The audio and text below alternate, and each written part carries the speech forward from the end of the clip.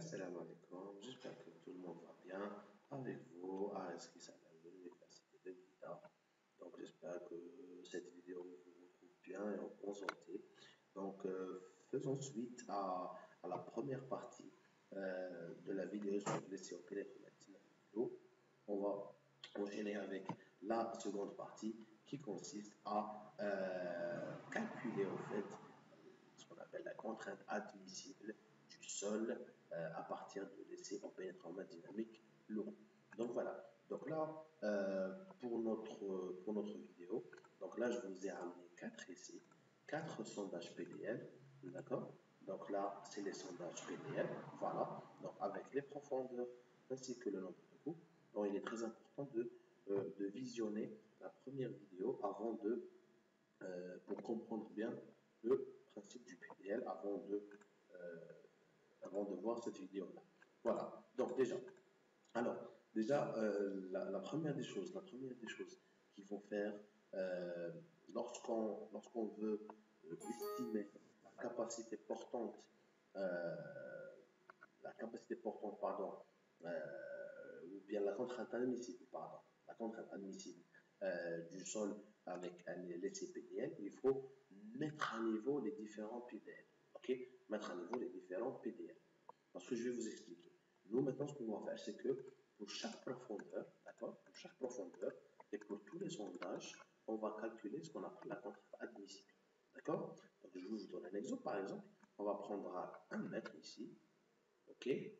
On va calculer la contrainte admissible. Le Q admissible à 1 mètre. Ok. Et en tant que laboratoire, c'est ce qu'on doit faire. On doit donner au bureau d'études ce qu'on appelle la contrainte admissible pour que lui, il puisse dimensionner les fondations. Voilà. Mais le problème qui se pose, si on travaille de cette manière-là, sans faire la mise à niveau des PDL, qu'est-ce qui va se passer?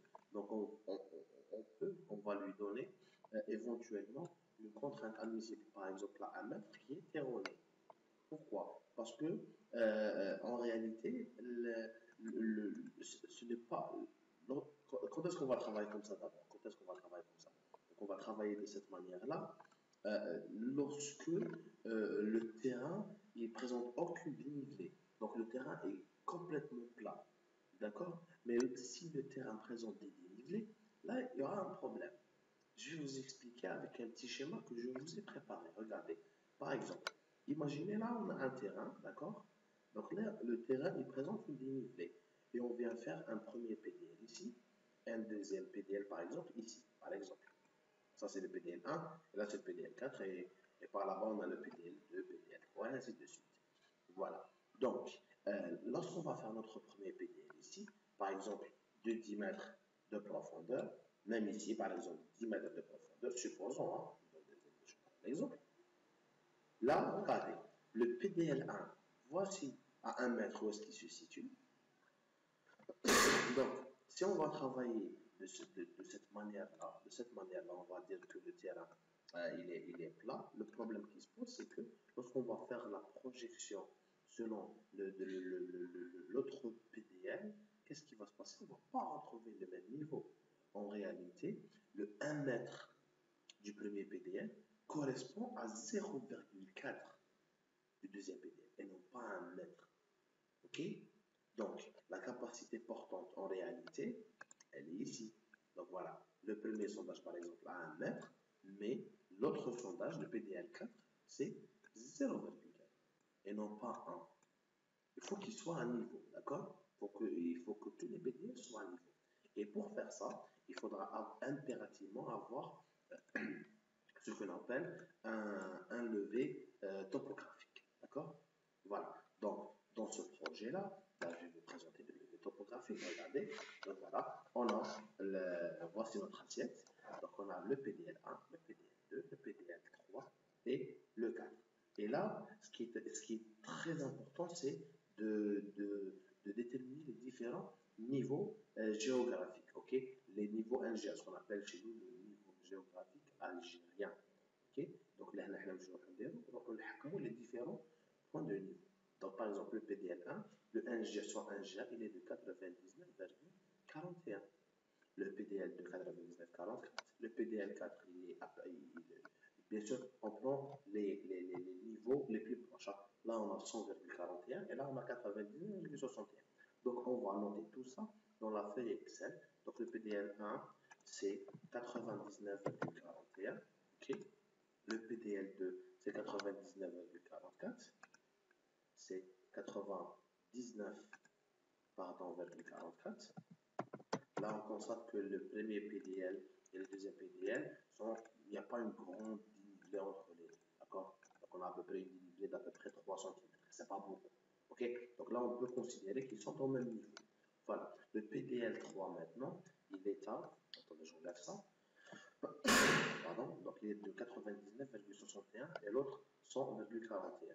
Donc, c'est 99,61 et celui-là, il est de 100,41.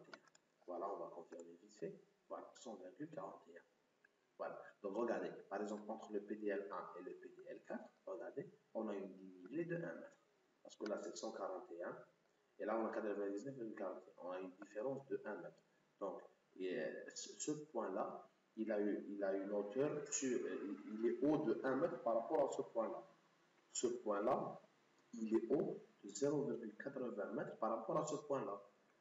OK? Voilà. Et par exemple, le PDL3, il est plus haut que ce point-là de 20 cm. Vous voyez? Donc ça, un levé topographique, c'est très important. Voilà, c'est bon. On enlève ça. Donc maintenant, qu'est-ce qu'on va faire? On va remettre à niveau nos PDL. Donc comme je vous disais, on va remettre à niveau nos PDL. Et on va bien sûr travailler par rapport, on va essayer de travailler par rapport au point le plus bas. D'accord? Bien sûr, dans le cas où il y aura des travaux de terrassement, d'accord? Des travaux de terrassement pour le nivellement vers la CFA. Supposons que on aura le nivellement se fera ainsi, regardez. Voilà. Voilà. Ça, c'est le travail de nivellement. Donc, on va niveler le terrain, ok? Pour pouvoir accueillir nos tracés. Et là, ça va changer. Parce que pourquoi? Par exemple, le PDL4 ici, bon, je vais revenir sur ça. Donc, le PDL4 et le PDL1, il y a une dénivelé de 1 mètre. Donc, vous pouvez le constater ici, on a 99,41 et là, c'est 100,41. On a une dénivelé de 1 mètre. OK? De ce fait, qu'est-ce qu'on va faire? On va tout simplement constater que là, la dénivelé de 1 mètre, par exemple, si on prend une profondeur ici de 1,2 m dans le PDL4, là, elle n'est pas 1 mètre, pardon. Là, j'ai fait une erreur, non, elle n'est pas 1 mètre, elle est à 0,2. Voilà, 0,2 mètres. Voilà, donc elle est à 0,2 mètres. OK? Voilà, donc là, qu'est-ce qu'on va essayer de faire? Donc, on va venir ici vers notre feuille Excel. Donc, on va travailler par rapport à la cote NGN la plus basse. OK? Donc là, regardez, la plus basse, c'est ces deux-là, 99,41 et 99,41. Là, on va dire que le premier PDL et le deuxième PDL sont au même niveau. D'accord? Donc là, nous, ce qu'on va essayer de faire, c'est de prendre ces PDL-là. Donc, ils ne vont pas être au même niveau. Les deux premiers PDL ne vont pas être au même niveau que le deuxième et le troisième PDL. Donc, qu'est-ce qu'on va faire? On va les remonter. D'accord? Donc, il y a des valeurs qui seront supprimées. OK? Pour mettre tout à niveau. Parce qu'en réalité, je vais vous donner un exemple là. Là, il y a une dénivelé de 1 mètre entre le premier et le quatrième PDL. Donc là, regardez, donc là 0,2. Donc le point 0,2, il est au même niveau que le point 1,2. OK? Donc lorsqu'on va faire les travaux de terrassement, donc lorsqu'on va faire nos travaux de terrassement, qu'est-ce qui va se passer? Toute cette partie du sol, elle va être enlevée. Donc on n'a pas besoin de ces valeurs-là. D'accord? Donc, dans ce cas-là, toutes ces valeurs-là, on va les supprimer. Et dans le troisième PDL, on va avoir la dénivelé, donc 41, 61. Donc là, on a une dénivelé de combien? De 80 cm. OK? Donc là, regardez. Donc là c'est 20 cm. Lorsqu'on va lui rajouter 80 cm, on va arriver ici à 1 mètre. Donc, qu'est-ce qui va se passer? On va enlever ces points-là. Parce qu'ils vont être terrassés. Voilà. Et comment est-ce qu'on va remettre à niveau? Tout simplement, on va prendre toutes ces valeurs-là Là, je vous ai montré une manière très, très simple de faire les choses. D'accord? Donc là, déjà, on va mettre ça ici, de 1, en premier lieu. On va reprendre ces valeurs-là et on va les remettre ici. OK? Et on va enlever, on va copier les profondeurs et les coller là. Mais là, il faut faire attention à une chose. Là, je vous ai montré le travail, la remise à niveau. Je vous l'ai fait dès maintenant. Ça, c'est important que je vous l'explique dès maintenant. Et en réalité, pour commencer, on va faire le dépouillement, d'accord? Pour déterminer ce qu'on appelle le RD. Et cette phase-là, là, ce que je suis en train de faire ici, il ne va pas trouver maintenant le nombre de coups. Faire attention, d'accord? Faire attention. Donc, ce travail-là, on va le faire quand? On va le faire lorsqu'on va calculer le RD. D'accord? Sinon, il y aura des erreurs dans le calcul. D'accord? Parce que par exemple, si on va faire ici, par exemple, je donne un exemple, on va remettre un format de 0,2 ici, à 20 cm, on n'a pas eu 5 coups sur le troisième PDL. En réalité, à 0,2, regardez, je vais revenir en arrière, on a obtenu 9 coups. D'accord? Là, il faut faire attention à ça, c'est tout. Okay? Parce que pourquoi ça va vous fausser les résultats si vous faites ça maintenant? Parce que tout simplement, il y a ce qu'on appelle par exemple, le nombre de tiges qui va changer. Par exemple, le nombre de tiges ici. Là, on a 2 tiges. Si on remonte vers le haut et on met ici 0,2, et on va dire qu'à 0,2, on a eu 15 coups. Alors qu'on n'a qu'une seule tige. Et là, ça va fausser les résultats.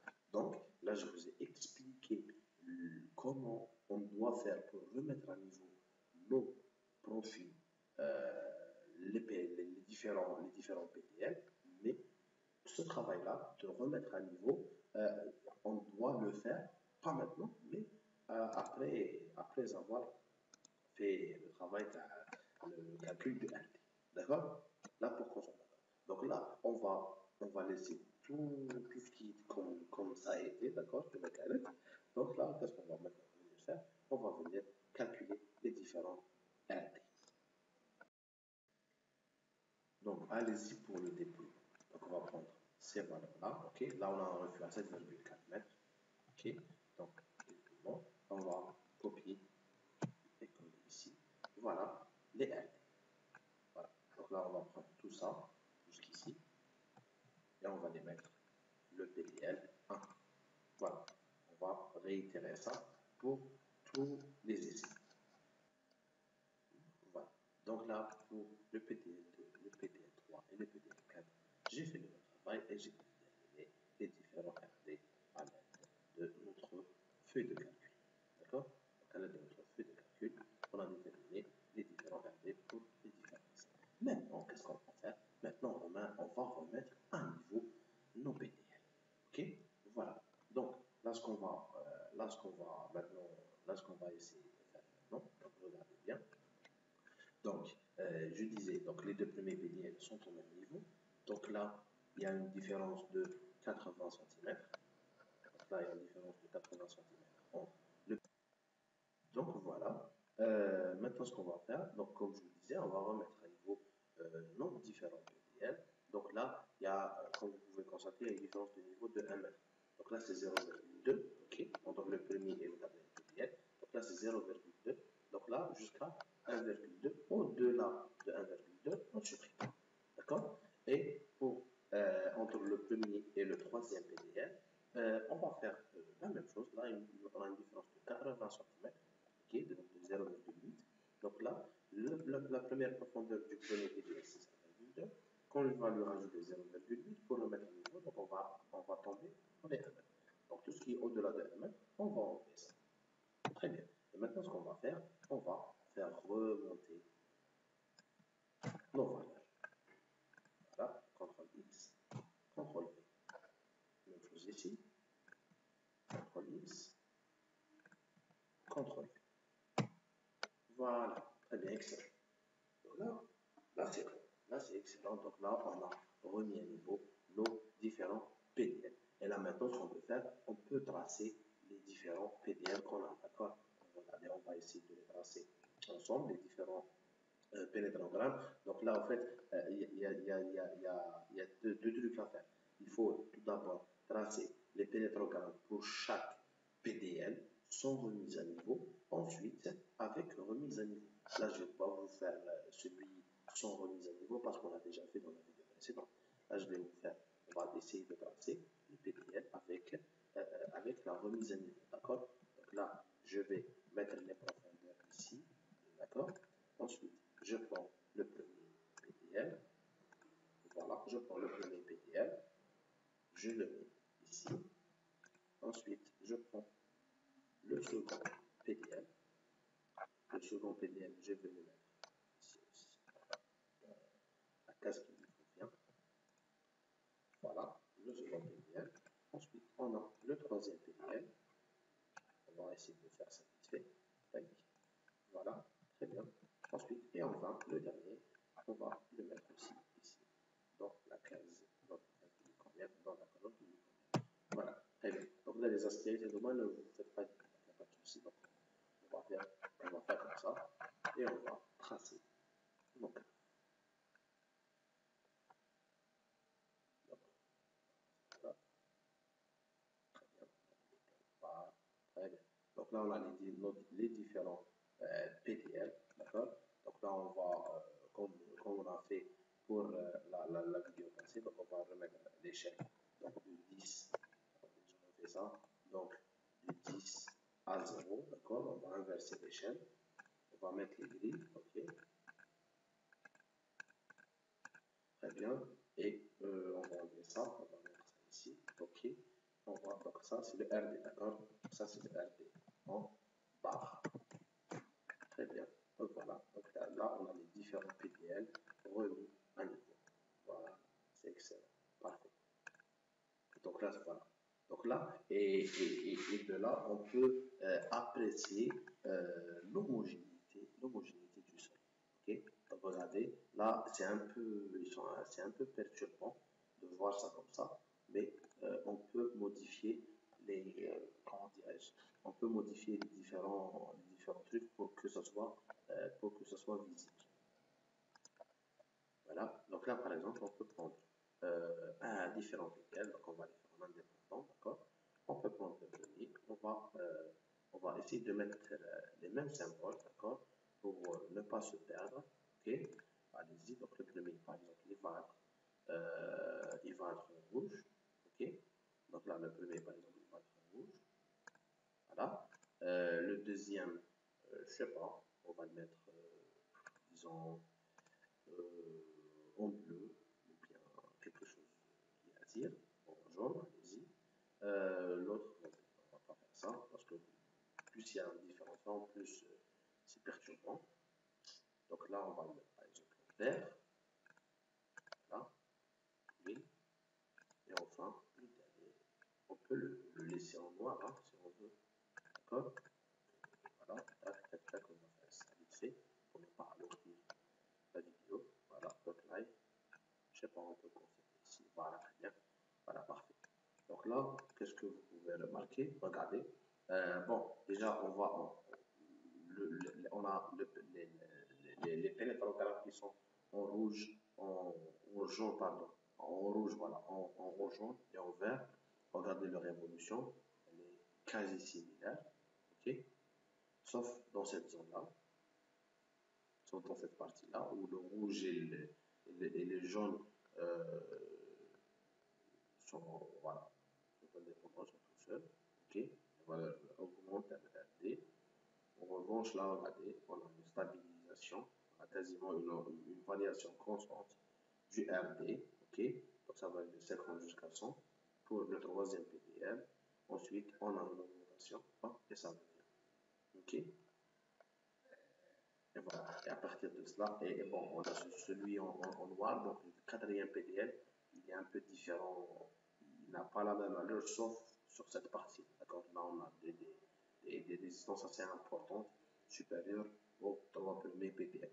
Okay? Après, bien sûr, ça reste à l'ingénieur de faire son interprétation quant à l'homogénéité du terrain. D'accord? Mais par exemple, si on vient ici pour enlever le noir, regardez, peut-être, PDL ici pour enlever le quatrième PDL, pour apprécier seulement le deuxième et le troisième. Regardez là, tac, voilà, ça s'enlève. Là, on peut constater que plus ou moins l'homogénéité du terrain, d'accord? Donc là, vous voyez, l'évolution, elle est presque similaire pour les trois PDL. Et là, on peut par exemple faire une conclusion que pour cette zone-là, toute cette zone-là, regardez, cette zone-là, le premier, le deuxième, le troisième PDL, toute cette zone-là, il y a une homogénéité du terrain. Après, le quatrième PDL, il est ici, il présente une certaine hétérogénéité par rapport au trois premiers. Donc là, par exemple, qu'est-ce qu'on peut faire pour l'investigation géotechnique et pour économiser de l'argent, au lieu de faire des sondages carottes et bien sûr, ou bien ces pressiométriques que je vous présenterai dans de prochaines vidéos, au lieu de faire plus deux ou trois sondages pressiométriques ou bien un sondage carotte, deux, trois sondages carottés, du fait que c'est homogène ici, on va prendre la décision de faire qu'un seul sondage carotté. Voilà. OK? Donc, voilà. Donc, après, bien sûr, ça, c'est de l'interprétation de l'ingénieur. Je vous ai donné à peu près l'idée. Après, c'est à vous de creuser. Et donc, voilà. Donc, je vous disais, je vous laisse le soin de creuser et de développer encore plus l'idée. Passons maintenant au calcul de la contrainte admissible. Donc, avant de calculer la contrainte admissible, il y a deux choses à calculer. D'abord, on doit calculer le RD moyen des 4 PDL, ok? Le RDL ainsi que déterminer le RD équivalent, d'accord? Donc le RD moyen, comme vous vous en doutez, c'est la moyenne, ok? C'est tout simplement la moyenne de de tous les PDL, d'accord? C'est la moyenne des 4 PDL, des valeurs des RD. Voilà. Donc là, on va faire la chose pour le reste, ok? Et là, ce qu'on va faire maintenant, regardez, c'est tout simplement le RD équivalent. Qu'est-ce qu'on va faire? Donc, pour toutes les profondeurs, donc les RD qui sont inférieurs à RD moyen, on va les majorer à RD moyen. Je m'explique. Donc là, on va recalculer une autre fois la moyenne de ces valeurs-là, mais pour les valeurs de RD qui sont inférieures à 48,26, elles sont égales à 48,26. Donc, par exemple, dans ce cas-là, regardez, donc on a 15 inférieur à 48,26, ça inférieur à 48,26, ça aussi inférieur à 48,26. Donc là, la valeur du premier PDL deviendra 48,26, ou bien la valeur du premier PDL sera égale à ça, plus ça aussi, une autre fois, plus, puisque c'est inférieur à ça, plus le RD. Puisque ça, le leçon 7, il est supérieur. On va diviser sur ça. OK? Voilà. Et là, on obtient ce qu'on appelle le RD équivalent. Et on va essayer de faire la même chose pour le reste le reste des profondeurs. D'accord? Et bien sûr, si le RD moyen est inférieur à toutes les valeurs bien, donc là, on va laisser ça. Mais c'est rare, okay? Puisque c'est une moyenne, donc on aura toujours des valeurs qui seront inférieures à RD moyen. Donc là, on va réitérer ce travail pour toutes les profondeurs.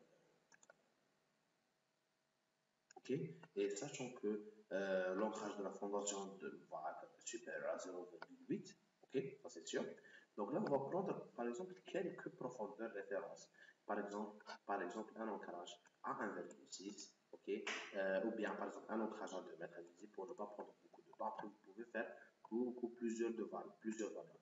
Par exemple, un ancrage à 2 mètres et un ancrage à 3 mètres pour voir la capacité portante. Donc ça sera égal à, regardez, donc là, la moyenne c'est 91,39. Donc là, on a 100, 93, 93 et 78. Donc on va majorer cette valeur-là. Donc ça sera égal à ça, plus cette valeur, plus cette valeur, plus cette valeur. OK? Et bien sûr, on va diviser ça sur 4. Voilà. Et on va obtenir le RD de à 2 mètres. À 3 mètres, on peut aussi calculer à 3 mètres. Donc là, 118. Donc là, quasiment, on a ces deux valeurs-là qui sont inférieures à 118. Donc ce sera égal. Cette valeur-là, elle est inférieure à 118. Donc on va la prendre 118. Donc cette valeur-là, elle est supérieure à 118. Donc on la laisse. Plus cette valeur-là, elle est inférieure à 118. Donc on va prendre 118. Et la dernière valeur, c'est 155. On va la laisser comme telle qu'elle est. Et on va diviser sur 4. Voilà. Par exemple, On peut rajouter par exemple les I à 4 mètres. Ok, donc ça sera égal là. Donc là c'est 72. Donc on va prendre les valeurs inférieures à 72, on va les majorer à 72, comme cette valeur-là, et ces deux valeurs-là. Donc là, on a 3 fois 72 plus cette valeur-là. On va diviser sur 4. Voilà, par exemple. Très bien. Donc là, c'est bon. On a les RD équivalents, d'accord, pour les différents. Pour les trois. OK. Passons maintenant au calcul du Q admissible, donc de la contrainte admissible. Déjà, ça va en bas. OK. Donc en fait, la contrainte admissible, elle est facile à calculer, d'accord. Donc la contrainte admissible, elle sera égale. Donc là, tout d'abord, on va calculer le Q ultime, qui sera égal à R équivalent, d'accord, divisé sur 5 à 7, d'accord. Ça, c'est la méthode dynamique. Donc au choix, donc c'est 5 à 7. Si on va aller vers plus de sécurité, on va diviser par 7. OK. Par la suite, pour le calcul du Q admissible, ce sera égal à Q ultime qu'on va diviser par le facteur de sécurité qui sera égal à 3. OK, qui est égal à 3. Donc, qui sera égal à 3. Donc, au final, le Q admissible que vous voyez ici, donc le Q admissible, il sera égal à RD sur 15 à 21. Qu'est-ce que j'ai fait? Tout simplement, j'ai 5 fois 3 et 7 fois 3, donc de 15 à 21. Allez-y, on va se mettre dans la sécurité. Donc là, on va diviser ça par 21. Donc on va avoir égal. Donc voilà. Donc égal ça sur 21. Et on va faire la même chose pour cette valeur-là. Et la même chose pour cette valeur-là. Voilà. Là, on a obtenu par exemple à 3 mètres, à 2 mètres, pardon. À 2 mètres, on a une capacité portante de 4,5 bars. À 3 mètres, une capacité portante de 6,11 bars. Et à 4 mètres, et soit égal à 3,75 bars. Voilà. Donc là, nous, on donne ces informations au bureau d'études. Ensuite, lui, il va prendre le soin pour le dimensionnement des fondations. Voilà. Donc, dans une autre vidéo, Inch'Allah, donc on va essayer de faire comment dimensionner une fondation. D'accord. Bon, bien sûr, ça, on a fait le travail du laboratoire. La prochaine fois, on jouera le rôle du bureau d'études, Inch'Allah. Donc, voilà. Donc, voilà pour l'interprétation et la détermination de la contrainte admissible avec les COP. J'espère que cette vidéo vous a plu. N'oubliez pas de vous abonner et de laisser un like et un commentaire sur cette vidéo, ça me fera plaisir.